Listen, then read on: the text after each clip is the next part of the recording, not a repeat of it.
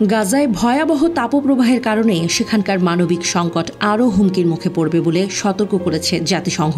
এরই মধ্যে রাফায় প্রচণ্ড গরমে একটি কন্যা শিশু মারা গেছে। গত বছরের এপ্রিলেই ব্রিটিশ মেডিকেল জার্নাল ল্যান্সেট আগামী কয়েক দশকে বৈশ্বিক তাপমাত্রা ব্যাপক হারে বাড়ার ফলে মধ্যপ্রাচ্যের কী অবস্থা হতে পারে তা নিয়ে একটা সমীক্ষা প্রকাশ করেছিল।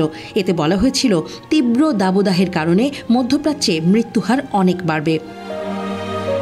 ওদিকে সংযুক্ত আরব আমিরাতের পর এবার মধ্যপ্রাচ্যের আরেক দেশ সৌদি আরবের বিভিন্ন অঞ্চলে ব্যাপক ঝড় বৃষ্টি হয়েছে। বৃষ্টির পানিতে বিভিন্ন সড়ক প্লাবিত হয়েছে, এমনকি গাড়ি পর্যন্ত ভাসিয়ে নিয়ে গেছে। ঝড় বৃষ্টির কারণে রোববার দেশটির বিভিন্ন অঞ্চলের শিক্ষা প্রতিষ্ঠান বন্ধ রাখা হয়। কিন্তু আরবের আবহাওয়ায় এত পরিবর্তনের কারণ কি? পরিস্থিতি কোন দিকে যাচ্ছে? মধ্যপ্রাচ্যের দেশ সৌদি আরবে এমন ভারী বৃষ্টিপাতের ঘটনা বিরল।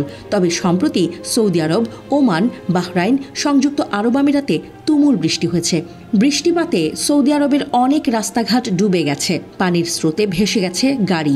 সামাজিক যোগাযোগ মাধ্যমে প্রকাশিত ভিডিওতে দেখা যায়, সৌদি আরবের বিভিন্ন অঞ্চলে ব্যাপক ঝড় বৃষ্টি হয়েছে। বৃষ্টির পানিতে রাস্তা ডুবে গেছে, আটকা পড়েছে অনেক গাড়ি, কোথাও গাড়ি ভেসে যাওয়ার ঘটনাও ঘটেছে। এর আগে ১৬ এপ্রিল সংযুক্ত আরব আমিরাতে তুমুল ঝড় বৃষ্টি হয়। রেকর্ড পরিমাণ বৃষ্টির কারণে অচলাবস্থা দেখা দেয় বিশ্বের অন্যতম ব্যস্ত বিমানবন্দরে। বিমানবন্দরে অসংখ্য ফ্লাইট বাতিল বা বিলম্বিত হয়। বৃষ্টির ফলে সৃষ্ট বন্যায় সড়ক ডুবে যায়। জলবায়ু পরিবর্তনের ফলে প্রাকৃতিক দুর্যোগের সম্মুখীন যে শুধু দক্ষিণ এশিয়া সহ পশ্চিমা দেশগুলো হচ্ছে তা নয়, এতে মারাত্মকভাবে প্রভাবিত হচ্ছে মধ্যপ্রাচ্যের দেশগুলো। ফলরূপ ধুধু মরুভূমির বুকেও দেখা যাচ্ছে নজিরবিহীন বৃষ্টিপাত।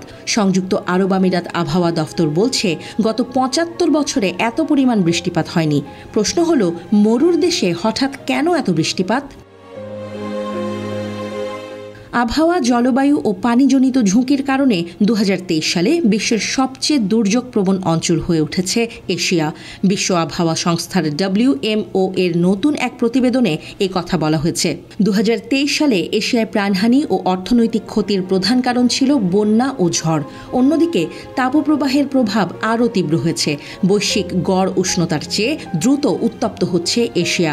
১৯৬০ থেকে ১৯৯০ সময়কালের পর থেকে উষ্ণায়নের প্রবণতা প্রায় দ্বিগুণ হয়েছে। WMO প্রতিবেদনে বলছে, ২০২৩ সালে উত্তর পশ্চিম প্রশান্ত মহাসাগরে সমুদ্রপৃষ্ঠের তাপমাত্রা ছিল রেকর্ডের সর্বোচ্চ।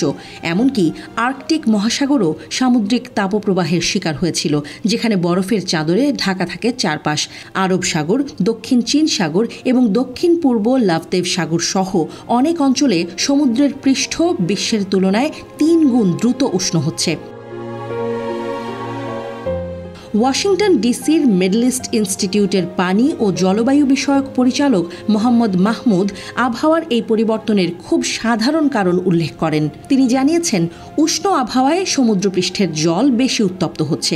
এতে তা খুব দ্রুত বাষ্পে রূপান্তরিত হয়ে অধিক বৃষ্টিপাত ঘটাচ্ছে। আর তাই লোহিত সাগর সংলগ্ন সৌদি আরবের বিভিন্ন শহরে দেখা দিয়েছে ভারী বৃষ্টিপাত।